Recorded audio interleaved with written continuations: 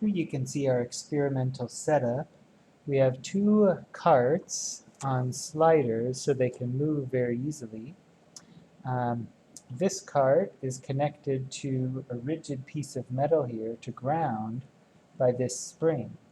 So if we move that and let it go, we see this looks very much like your classic textbook single degree of freedom system. There's a second card over here that's not currently connected, but we could put this spring in there and make that into a 2 degree of freedom system, and we'll do that in a minute. We also have two accelerometers that are wired into this Brüel & Kjær data acquisition system. So that's how we'll measure the motion of the carts. We're not using the encoders to measure anything. This dash pod is not connected at all. And if you look at the picture from above, we can see where this mass is connected to ground. That's rigid. There is this motor. The motor is connected here.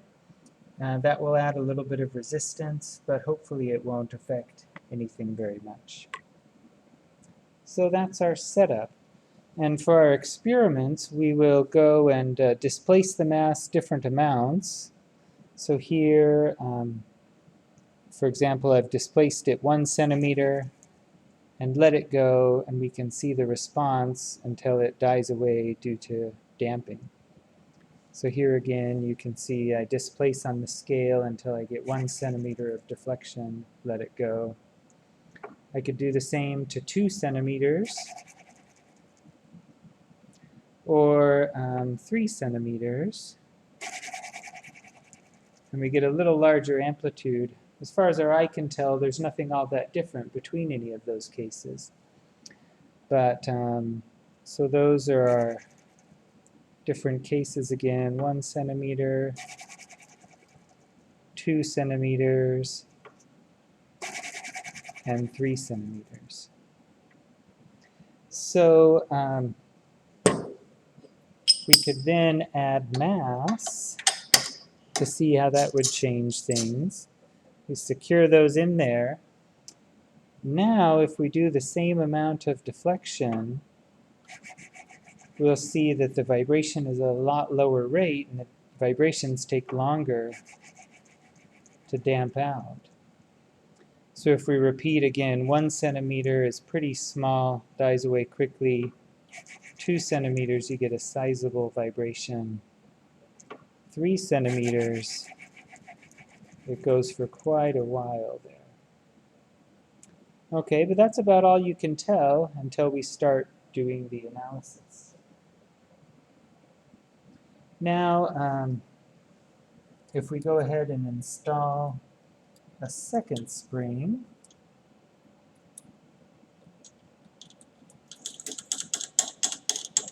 we can install the spring here.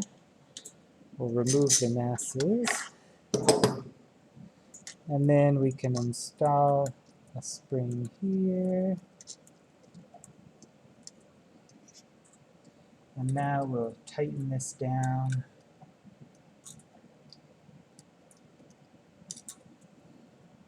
Tighten this down.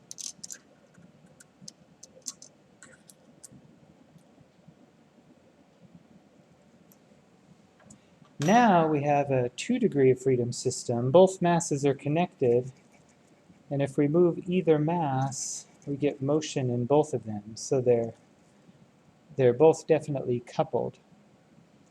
So a few different experiments we can do here. If we again were just to displace this mass and not worry about the other one, now we get both of them going.